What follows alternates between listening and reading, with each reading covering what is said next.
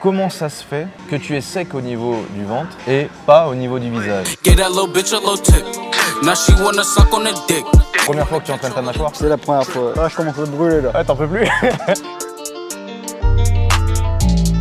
Et bonjour à tous et bienvenue dans cette nouvelle vidéo YouTube. Aujourd'hui, je vais m'entraîner avec l'homme le plus sec de France et je vais essayer de lui soutirer tous ses secrets pour que vous-même, vous puissiez avoir un énorme six-pack cet été. J'espère que vous êtes chaud. C'est parti. Ouais les amis, on se retrouve avec Renaud. Santé Renaud. Bienvenue. Merci. On va commencer avec le petit questionnaire parce que notre but aujourd'hui c'est de savoir comment tu fais pour avoir des aussi beaux abdos, aussi secs toute l'année. Parce que forcément c'est l'été dans 3 mois. Il y aura forcément des gens qui vont vouloir sécher, avoir des abdos similaires on va dire. Déjà, présente-toi, je t'en prie. Je m'appelle Renaud Durand, j'ai 20 ans et je suis en 3e année de licence STAPS entraînement sportif à Lyon. Au niveau du sport, je pratique le calisthénie essentiellement et le street lifting du coup, même si je touche un peu à d'autres sports etc. Et j'ai beaucoup pratiqué l'escalade aussi. Du coup la séance de street lifting, elle va débuter par muscle pesté. Forcément parce que c'est le move qui va demander le plus d'explosivité, donc d'être le plus frais. Ensuite ce sera traction, pronation du coup aujourd'hui en lesté avec à chaque fois on aura des séries lourdes et ensuite un peu plus accessoires hypertrophie. Du tirage bûcheron comme exo accessoire pour les trapèzes moyens etc. Et puis on finira par un peu de renfo biceps, marteau sûrement. Je sais pas, on verra. Okay. Ça tombe bien parce que je fais jamais les biceps, donc impec. Ça sera ma séance de l'année. Donc du coup, quelles sont tes performances ou même tes figures fétiches vu que tu fais du street workout, etc. Du coup, ma figure fétiche, c'est le one arm handstand. Donc pour expliquer en français, c'est un équilibre ou un ATR sur une main. Il y a plein de versions différentes, ça peut se faire au sol, ça peut se faire sur des barres, etc. Et après, j'ai d'autres figures au poids de corps, évidemment, c'est surtout essentiellement le street workout, donc des figures de force au poids de corps. Après, en street lifting, je dirais pas que j'ai des perfs exceptionnels, mais j'ai des perfs, on va dire, correctes ou plutôt bonne en traction, en muscle up et en dips. D'accord. Je t'en prie, en traction par exemple, tu fais combien? En traction, mon PR, donc en 1 RM, c'est 75 kg. Okay, en chin up, c'est-à-dire en supination. Ouais. En dips, c'est 105 kg. Et en muscle up, c'est 26 kg 5. En muscle up, 26 kg? 26 kg 5, ok. Ouais. Just take a look at the drip. You boys don't get fired in this. Roll a dope, yeah, I'm high as a bitch. Wait, it's lit. Get that little bitch a little tip. Now she wanna suck on the dick. She wanna catch all of the drip, drip, drip. Ça fait depuis combien de temps que tu fais du sport? Qu'est-ce qui t'a poussé à faire même cette pratique-là, etc. Qu'est-ce qui t'a attiré? Ce qui m'a poussé à commencer le street, c'est vraiment pendant le confinement où du coup on était obligé de rester chez soi, donc obligé de tester de nouvelles choses. Et je me suis dit, je vais avoir le front lever, c'est la planche, enfin c'est à l'horizontale quoi. Du coup, il faut se placer en front lever et tout simplement monter à la barre, redescendre en front, remonter. Et j'ai eu le front lever et ça m'a donné envie d'avoir autre chose, donc j'ai fait le handstand ou l'équilibre quoi, puis ainsi de suite, etc. Ok, excellent. C'est marrant parce que même moi, pendant le confinement, je m'étais mis à faire justement tout ce qui était planche, tout ce qui était voilà. Et après j'ai arrêté personnellement pour devenir un peu plus gros. Faut choisir. Mais c'est vrai que c'est sympa comme non mais en vrai c'est sympa comme sport. C'est surtout la liberté qu'on peut avoir dans ce sport au niveau des figures, etc. qui est intéressant. Bon, vu que tu es extrêmement sec, que les gens ont vu et revu ta vidéo sur TikTok qui a atteint 500 000 vues quand même, hein, c'est pas rien. On voulait savoir à quoi était dû ce développement abdominal. Alors, est-ce que tu penses que déjà il y a une part de génétique? Est-ce que tu penses que tu les sollicites peut-être dans tes exos tout le temps? Est-ce que tu les entraînes? Est-ce que c'est uniquement dû à l'alimentation? Est-ce que c'est dû au développement musculaire? On veut tout savoir. Pour moi déjà, pour l'entraînement, tout entraînement, il y a 3 piliers. C'est ils sont connus, l'entraînement, l'alimentation et le sommeil qui sont sur 3 plans on va dire équivalents. Donc l'entraînement pour les abdos, il faut savoir que je fais quasiment jamais les abdos comme je disais. D'accord. Et je pense pas que ce soit, alors bien sûr qu'il y a de la génétique dans tout ce qu'on fait, enfin on a tout une part de génétique, mais je pense vraiment que le poids de corps et notamment les figures de street workout de force ont vraiment un côté stimulant pour les abdos parce qu'ils vont permettre un gainage constant et un gainage total de la sangle abdominale. Donc je pense vraiment que c'est ça dans mon entraînement qui m'a permis de développer des abdos assez volumineux. Et notamment les exercices de tirée, par exemple les tractions ou les muscle-up, on va avoir une légère flexion des hanches qui va stimuler les abdos en permanence en fait. Ouais, tu stimules les abdos tout le temps en fait. Voilà. Parce que de toute façon, tu fais des planches, ça stimule énormément les abdos. J'en ai fait dernièrement, j'avais eu les abdos en PLS. C'est le gainage en fait. Ouais, tu gaines tout le temps, etc. Et en fait, vu qu'ils sont sollicités tout le temps, ça les fait vraiment s'épaissir. Ça les fait s'épaissir et en plus, ça les vascularise. Donc plus ils sont vascularisés, plus ils ont tendance à justement être volumineux parce qu'on va faire de la rétention d'eau musculaire au niveau des abdos. Et puis on va diminuer. C'est très intéressant. Donc en fait, on peut améliorer une zone, le ratio masse musculaire, masse grasse. on peut l'améliorer en entraînant une zone parce que ça diminue la rétention d'eau sur la C'est zone, ça. la vasocapillarisation. Évidemment, l'alimentation, ça joue énormément. On est d'accord là-dessus parce que sinon, si t'es un gros, tu peux pas avoir tes abdos. Le développement joue aussi et l'irrigation joue aussi. Même si on est déjà un peu échauffé avec ces conneries là. Pull up and I'm loading the clip. New bitch, yeah, stay on my hip. Niggas talking, they not with this shit. Catch a body, you might just get hit. But lately been all about drip. New designer, just look at the fit. And I just blew a bag on my bitch. You got clout, but you don't got the drip. You get money, that's some type of myth. I can blind you, bitch, look at the wrist. For that bag, and I might take a risk. Don't get crushed, cause you care about a bitch. Pass the Henny, I'm trying to get lit. Trying to get out my body and shit. Fuck around and start bodying shit. Remember nights we was starving and shit. You my brother, I got you, that's it. We can never fall out by the bitch. We was swimming with sharks and them fish. In the field with Du coup, maintenant qu'on a vu le paramètre entraînement, beaucoup de gens ont demandé comment tu t'alimentais. En plus, tu m'en as parlé la dernière fois, tu as une alimentation assez spécifique, donc je t'en prie, tu peux nous dire quelle est ta méthode à toi pour t'alimenter.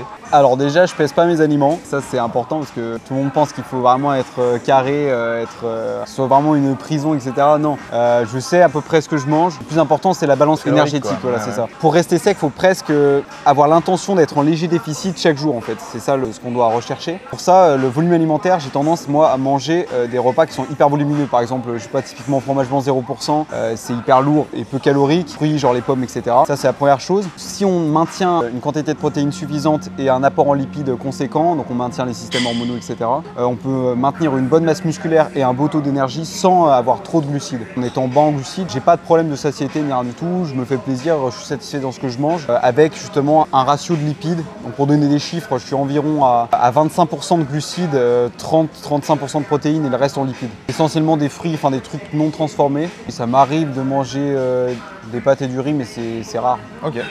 Bon, 40 kilos les gars. J'essaie d'avoir la même technique que toi. Allez, allez, allez, allez, gaine là. Ça bloque. Ouais, du coup, comme Renaud me disait, mon problème entre guillemets aux Ce qui tractions, peut être amélioré, je pense. Un ouais, ce point qui peut être amélioré, ouais, c'est au niveau des hanches, du coup, tu disais. C'est au niveau de l'engagement des abdos. Moi, quand je fais une traction lestée, même un muscle up lesté, je vais faire une très légère flexion de hanche pour faire un crunch avec les abdos, en gros, pour me rapprocher de la barre. En gros, l'idée, ça va être de tirer en arrière et à la fin, rapprocher le corps de la barre en serrant au max les abdos. Ouais. D'accord, ok, ouais. Parce que moi, typiquement, je sens pas du tout les abdos sur les mouvements de traction. La preuve que je les recrute pas du tout, ouais. trying to get out my body and shit. Fuck around and start bodying shit. Remember nights we was starving and shit. You my brother, I got you, that's it. We can never fall out by the bitch. We was swimming with sharks and them fish. Il y avait un commentaire en dessous de notre fameuse vidéo, enfin il y avait même plusieurs commentaires qui disaient comment ça se fait que tu es sec au niveau du ventre et pas au niveau du visage. Aïe. Et ça c'est un commentaire que j'aime bien parce que très souvent on me Utiliser reproche... Joe Design.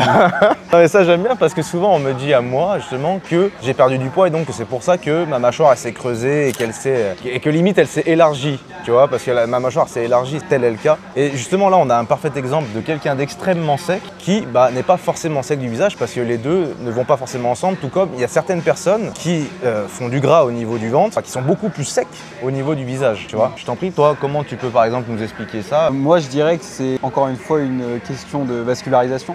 Moi, j'aurais Ouais. tendance à dire que c'est tout de la rétention d'eau, on va dire, parce que je pense que tu pourras confirmer. J'avais la rétention d'eau, j'avais beaucoup de rétention d'eau c'est aussi ça. hein, au niveau du visage. Hein. Quand on va stimuler une zone de son corps musculaire, on va augmenter sa vascularisation et donc diminuer la rétention d'eau sous-cutanée à cet endroit-là. Donc moi je pense que c'est plutôt ça. Si je me mettais à travailler ma mâchoire, j'aurais plus de vascularisation et Eh bien perdrais justement, de l'eau. tu fais bien d'aborder ce sujet-là. Petite parenthèse promotion. Maintenant, vous avez accès aux packs du coup sur le site joedesign.fr. Donc les packs comme ceci, ce sont des lots de 3. Vous avez 2 paires de Joe Design débutants qui sont à mes yeux les plus essentiels parce que ça correspond vraiment à tous les gabarits de mâchoire, à toutes les forces, etc. Et vous avez une paire du coup avancée et vous avez également des packs avancés, donc avec 2 paires avancées et une paire du coup débutant, dite débutant. Donc voilà, vous avez bien entendu la notice au dos, donc c'est très facile d'utilisation, etc. Je vous rappelle que moi-même j'ai eu des résultats en l'espace de seulement 90 jours avec des entraînements de seulement 20 minutes, 3 à 4 fois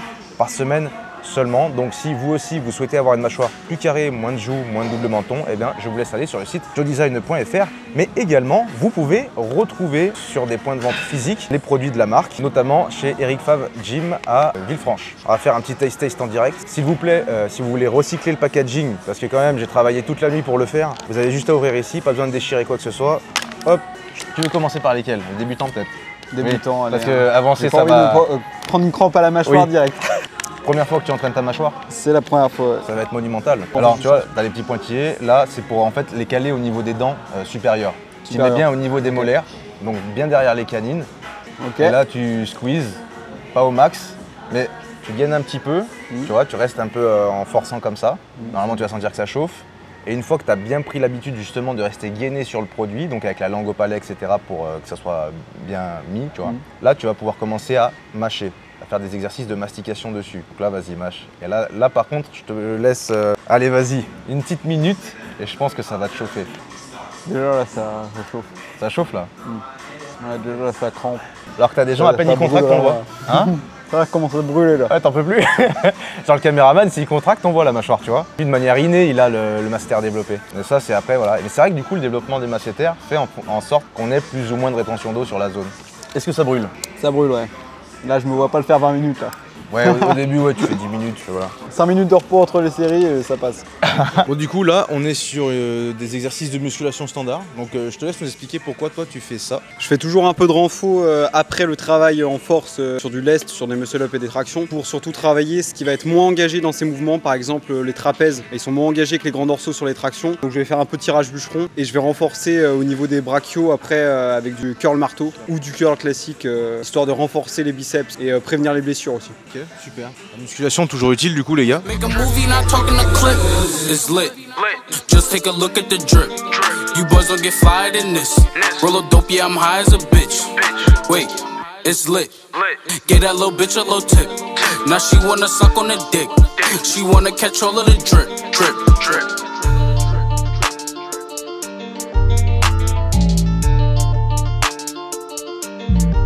Quel est ton rythme d'entraînement par semaine? Alors, je fais 4 à 5 séances de street workout d'environ 1h30 où c'est consacré aux figures de force et d'équilibre. Je fais 4 entraînements de street lifting, donc tout ce qui est travail lesté, traction, muscle-up, dips, avec quelques exos de renfo, musculation classique, on va dire. Et 3 séances de cardio par semaine, corde à sauter ou course à pied. Je m'entraîne beaucoup, j'ai une grosse dépense énergétique, donc je peux manger de manière assez importante, surtout si je mange volumineux, sans être frustré ni rien du tout et en restant sec.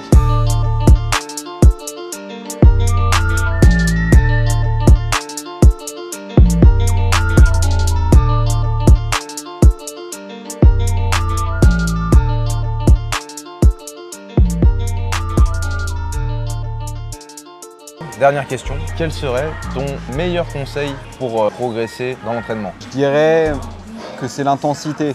J'aurais tendance à être plutôt de ceux qui privilégient l'intensité au volume parce que augmenter le volume, pour moi, tu peux être fatigué, ouais, c'est ça. Tu augmentes le volume, c'est pas productif, il y a du volume inutile, etc. C'est vrai. Alors que pour moi, l'intensité, vraiment mettre l'intention d'aller chercher l'échec ou le meilleur de soi-même sur chaque série, etc. Pour moi, c'est ça le facteur un petit peu. Donc intense. Mieux que le volume. Pour moi, intensité mieux que volume. Alors après, ça dépend du niveau aussi. Au début, c'est plus facile d'augmenter le volume sans se blesser aussi, plutôt que l'intensité. Mais pour moi, c'est au-dessus l'intensité. Ouais, c'est intéressant. Même niveau hormonal, l'intensité, c'est préférable après moins de cortisone et c'est ça. Cortisol Les amis, j'espère que cette vidéo vous aura plu. N'hésitez pas à mettre un petit like, à vous abonner. On vous met l'Instagram de Renaud en description. On vous met le TikTok de Renaud en description. On vous met tout en description. N'hésitez pas à acheter Joe Design. Oui, Joe Design, bien joué, qui est toujours lien en description de la vidéo. Prenez soin de vous et on vous dit à la prochaine. Allez, salut.